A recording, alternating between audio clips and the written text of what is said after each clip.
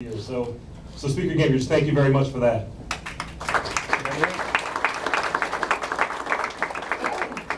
He is a man of big ideas. He has a great message, and he's here to share that message with us today and the importance of this election. So with that said, I'm going to turn over the microphone to Speaker Gingrich and give him a warm Gaston County welcome. Thank you.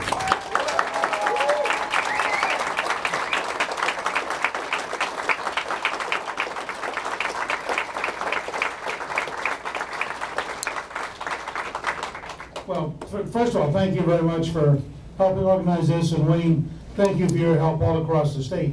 Let me start, and I'm just curious because I came in and we were chatting over here for a second. How many of you have been at one or more events that I have spoken to in North Carolina for the Republican Party at some point? Just curious, how many of you have been? I'm just curious because I had people walking up to me last night way in the back there. I had a guy walk up and say he ran for Congress, I think it was in like 1986, and I came down and campaigned for him. And we did a breakfast in Salisbury, for example. I've had other folks who said they were in various places over the years. And it was probably double because my daughter went to Davidson and then ended up living in Greensboro, and her husband was the tennis coach at UNCG for a decade. So, and she ran a Carolina Coffee Company on State Street, so it was her business. So.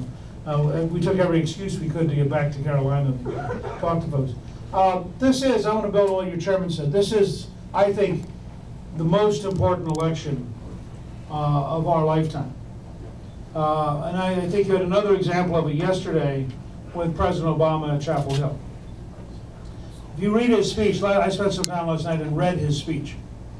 And if a private business tried to bait and switch as decisively as the president did in that speech, they would literally go to jail.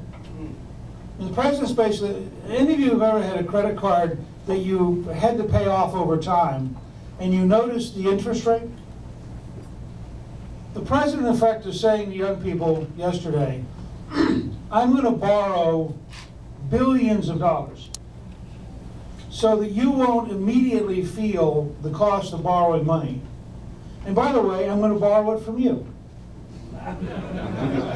And you're going to get to pay taxes the rest of your life, but hopefully between now and November you'll be grateful to me because I'm doing this for you, to you, with your money. I mean, think, if you read his speech, it is appalling the level of contempt he has for the intelligence of the American people. And I think it goes back to a question of whether or not 2 + 2 = 4. In an Obama world, it doesn't. 2 + 2 equals whatever number he needs. But the fact is, in the real world, 2 + 2 = 4.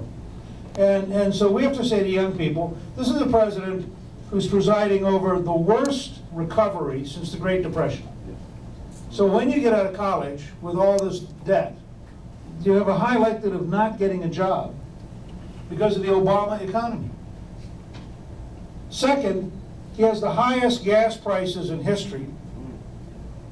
And so you're going to have a hard time driving to the interview, if you can find one, to try to get the job you can't get. Because he is taking money out of your pocket through high gas prices, because he refuses to allow American oil and American gas to be developed right here at home. That's right. Third, he's borrowing billions and billions, in fact trillions of dollars from your generation, which you will pay taxes on the rest of your life. Our calculation is that the total deficit we now have at current interest rates will end up costing the average college student $300,000 in taxes over their lifetime to pay interest on the debt. So in effect, they're paying for a house they're never going to live in, because that's what the politicians have already run up on. Now, this was the context in which Obama yesterday was promising more deficit spending to run up an even bigger debt, which they would pay on for the rest of their life. And this is in the middle of watching Greece, Portugal, Italy, Spain, Ireland, all of them saying, you know, there comes a morning when even a government runs out of credit cards. And so I think it was a stunningly irresponsible speech. You know, Obama's very proud of the fact that in Obamacare, he extends the ability of students and young people to be on their parents' insurance until they're 26. I tell audiences, I would like your son or daughter to be able to get a job so they could be on their own insurance.